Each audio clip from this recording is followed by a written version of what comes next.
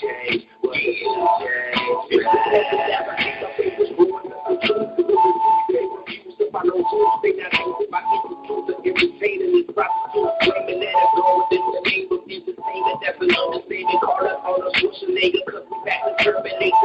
Imaginations, my children are well acquainted with their heritage. Holy Spirit bless them with their elegant intelligence. They understand the testament, the vital for development. They say they will study the Bible every day, every week. It is a blessing as I hear the 10 Commandments in a speech. Makes me smile, but that goes sweet. This is the marathon run. Gotta pass them the baton. If they gon' roll with Satan, they gon' need them fire arms, fire palms. Bring it from the sky on Babylon. Babylon has lost the beauty.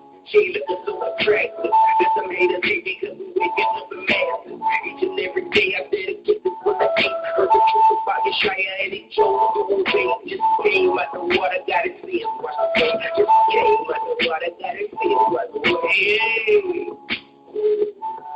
Hey. It's time that you welcome to the change. It's time that you welcome to the change. Right on. Now you know we have a lot to celebrate today. Welcome to the beginning of your life. Welcome to the change, man. Praise the highest by Shabbat Shalom of the new day. We got new people. Now y'all just give a warm welcome to our new folks. Got new folks, you just yet hold on.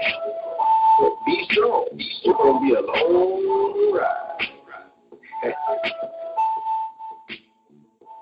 All praise to the Most High. Welcome back, brothers and sisters.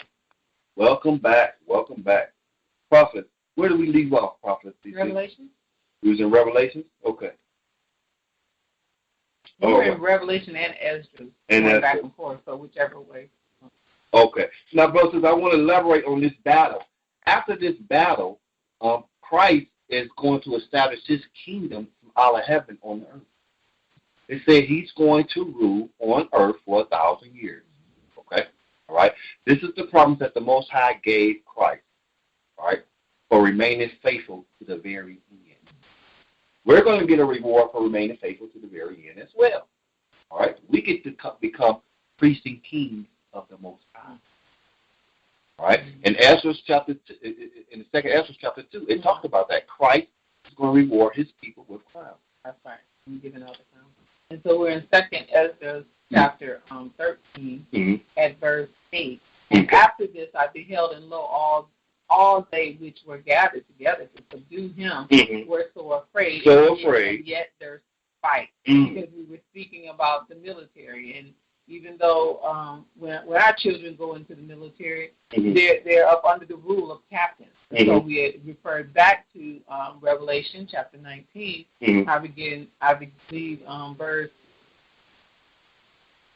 18, that Revelation 19:18, that ye may eat the flesh of kings and the flesh of captains and the flesh of mighty men. Understanding that mighty men are those who serve those captains. And so this is speaking of military force. And so we see that universally around the world, actually, Europe and the UK, different events are causing the heightening of military policing, where the military are basically taking over the policing across the world. It's not just here in America, it's across the world. We're seeing more tanks on the street, and so that's what we're speaking of. And so people may not believe that this type of thing can go on. And so we also were in Ezra in the Apocrypha, and we were looking at the vision, the dream that Ezra had, and how what they were calling an alien formulated a mountain and flew upon it. So whichever one you want us to go to. So we're in Revelation chapter 19, and simultaneously also in the Apocrypha in 2nd Ezra chapter 13, around verse.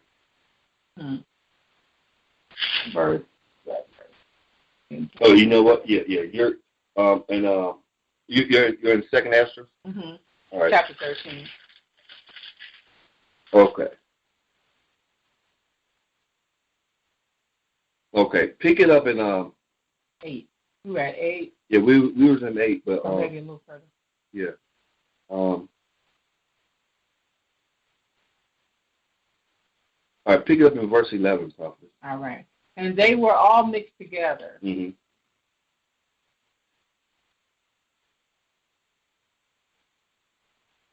Yep, and they were all mixed together. This is the nations that hate him.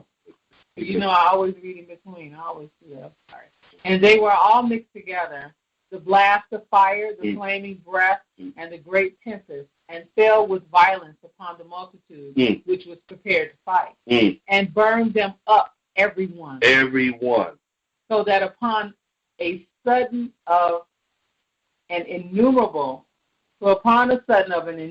multitude, nothing was to be perceived, but only dust and smell of smoke. That's the end. They were obliterated. That's obliterated. That's the end of it, brothers and sisters. You want to talk about a nuclear explosion? This is coming out of Christ's mouth.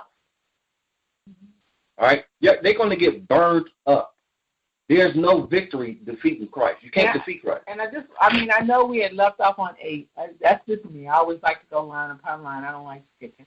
And so in 8, we talked about they continued to fight.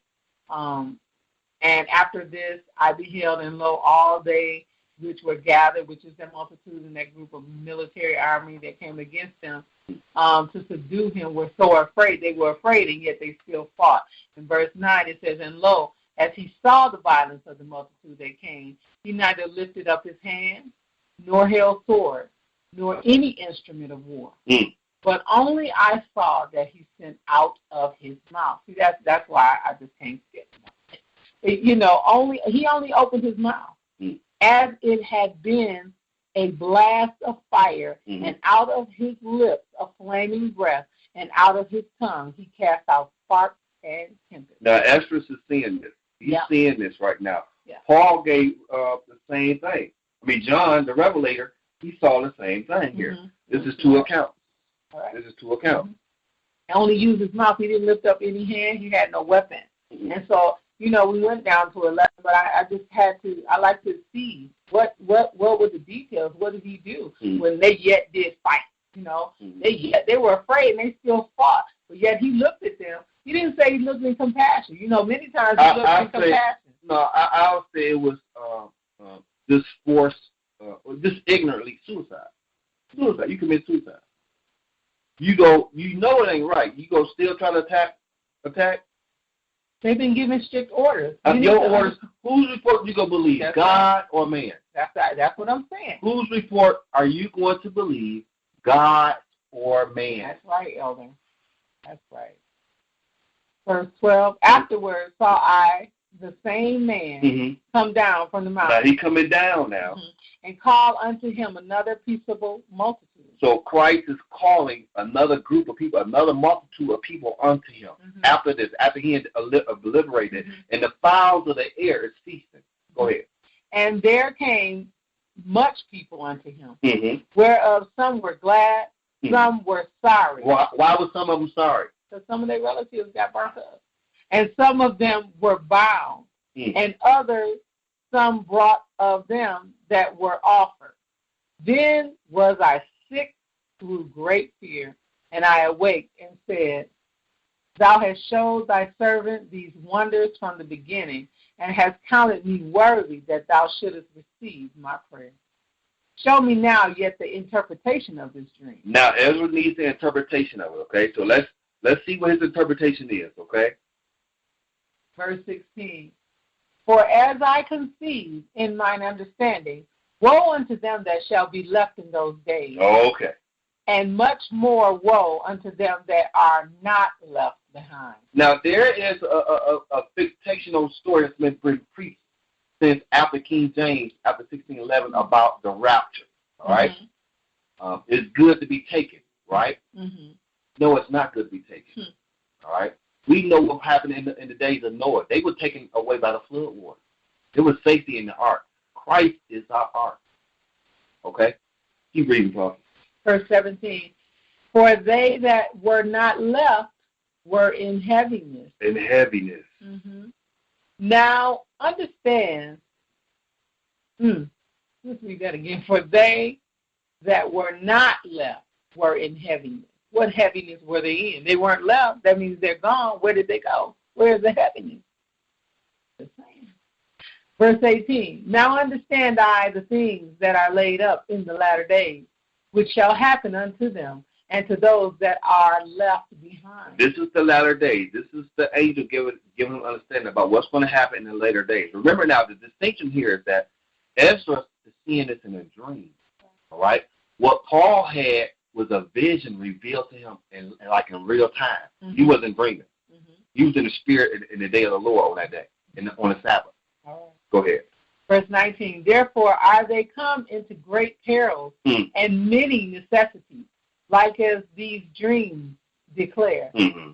Yet is it easier for him that is in danger to come into these things than to pass away as a cloud out of the world? That's what they say. Mm-hmm. In a cloud, you're going to be received in a cloud. You're going to be caught up in a cloud on the raptor. You're going to be caught up, brothers and sisters. That's what they're saying. The angels, what the angels say here? Yet is it easier for him that is in danger to come into these things than to pass away as a cloud out of the world and not to see the things that happen in the last days?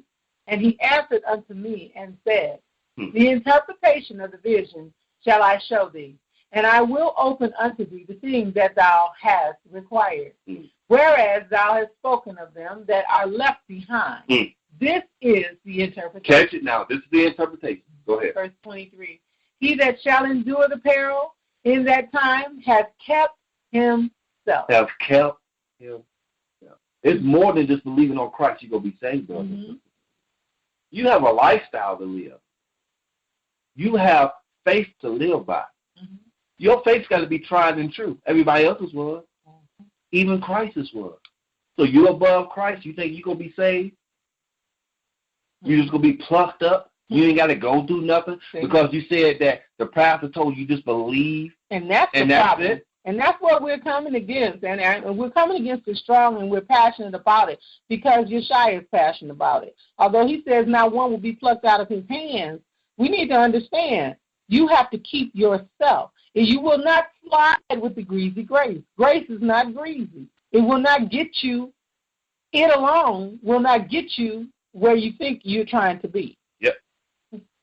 Verse 23 again, that's where we are. He that shall endure the peril in that time has kept himself, that they that be fallen into danger are such as have worked and faith toward the Almighty. You see, there's two things now. What? They that be fallen into danger are such as have worked and faith toward the Almighty. Know this, therefore, that they which be left behind. Okay, here it is. Bring it out, Prophet. Know this, therefore, that they which be left behind are more blessed than they that be dead. Than they that be dead. But that's not what that picture shows you. Because, first of all, it showed the people that were taken as those who had made it. Right. And according to this, they were burned. That's not so. Satan always switches stuff. But look at the pattern here. He does the opposite. Satan is the opposite of what God said. He does the opposite of what God commands. He does the opposite.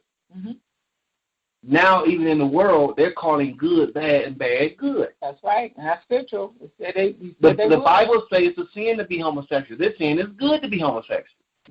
Wake up. I mean, you're looking at it. But are you accepting it? And are you accepting it in the name of the Lord? What Lord? What Lord? That should let you know right there, you might as well close the Bible and donate it to somebody else because you are not following it. You're not following it.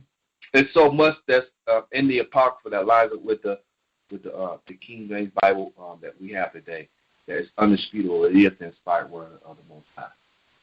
This is the reason they took this out of the Bible. Yep. Why did you take it out? Why did you take it out? It was in there, so left it alone. There's a curse on anybody that adds and takes away from the Word of God. And that's scripture. Verse 25. This is the meaning of the vision. Whereas thou sawest a man coming up from the midst of the sea. The same is he whom God, the Most High, the highest,